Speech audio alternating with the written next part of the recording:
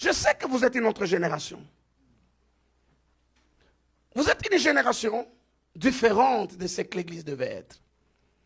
Une génération habituée aux choses de Dieu et qui n'a plus aucun respect sur les choses de Dieu. La Bible dit ne méprisez pas les prophéties. S'il y a une fenêtre que Dieu vous donne, c'est d'examiner les prophéties. Et ce qui est grave, la Bible dit retenez ce qui est bon et rejetez ce qui est. Vous voulez que j'aille en profondeur? Ce verset veut dire que dans une même prophétie, il peut y avoir du blé et de l'ivraie.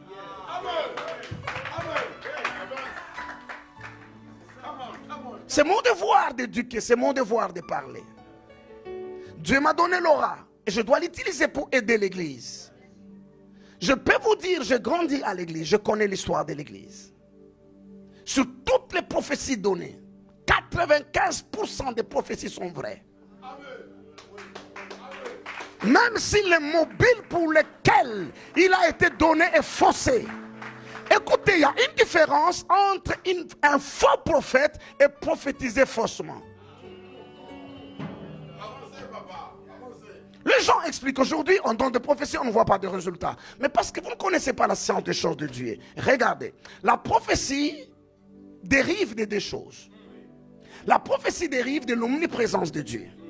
Il y a 3 attributs exclusifs de Dieu.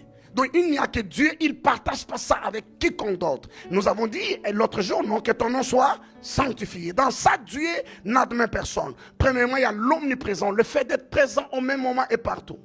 Et la présence de Dieu dégage l'inspiration. À cause de cette présence, si je me concentre sur n'importe qui ici, je vais dire des choses et des choses vérifiables et vraies.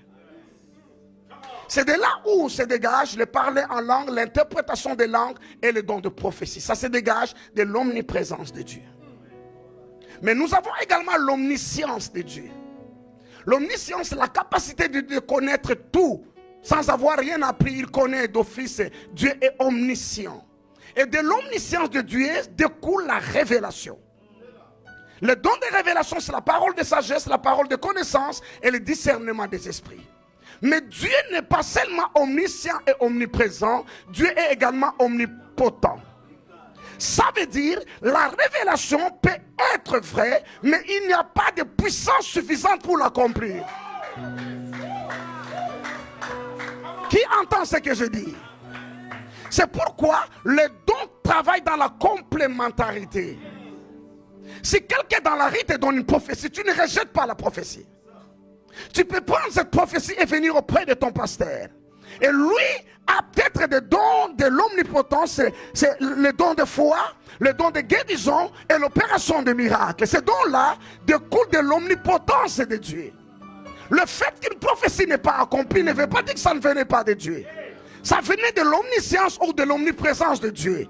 Mais ça demande maintenant une connexion à l'omnipotence de Dieu. C'est pourquoi d'ailleurs, il y a des prophéties qui viennent avec des instructions. Quand un prophète donne l'instruction, j'ai entendu pasteur Israël dire à maman Mamé d'amener ça et d'amener une offrande. Mais c'est quoi le rôle de l'offrande? Parce qu'en fait, le travail des prophètes, ce n'est même pas d'enseigner. C'est vous qui les amenez à enseigner, à se justifier à cause de votre incrédulité. Le travail du prophète, c'est de parler. L'enseignement, ça c'est le travail des enseignants. Mais ce qu'il a fait, au fait, moi je connais la science des choses de Dieu. Ça veut dire que cette offrande-là devient le substitut pour cette blessure que l'enfant devait subir.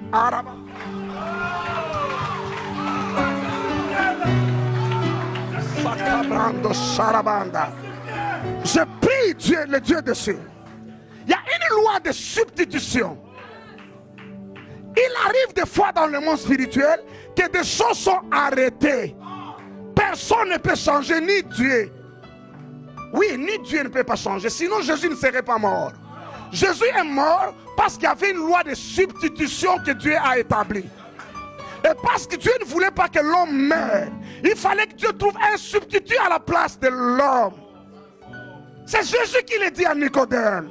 Comme le serpent fut élevé, le serpent des reins dans le désert fut élevé, le Fils de l'homme sera élevé. Quel était le rôle du serpent derrière? Il faisait office de substitution. Quand un vrai serpent est mort, au lieu de regarder à ta blessure, tu lèves le regard, tu regardes à l'autre serpent qui est déjà cloué. Et lui prend la place de celui qui vient de te mordre. Et ça devient sans effet. Ça veut dire, si quelqu'un te souhaite du mal,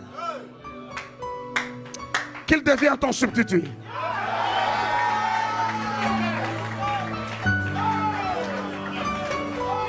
Rando Sharamandi Kabranda.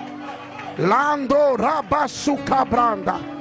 C'est là où la Bible dit, c'est là où la Bible dit, celui qui creuse une fosse tombera. Parce qu'il a creusé la fosse pour que quelqu'un tombe.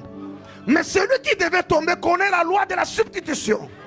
J'active ce soir la loi de l'activation. Tout celui qui t'enverra des esprits mauvais pour détruire ta vie et ta carrière, que lui-même soit détruit. Qu'il soit détruit au nom de Jésus. Sabrata kamarandi sharaba. Ilaramando sharandi kabra. Oh lorobota skabra. Kina malarandi Masutele bakaya ha. He kabra. Rebe shata labaha. Ana malarandi sabra.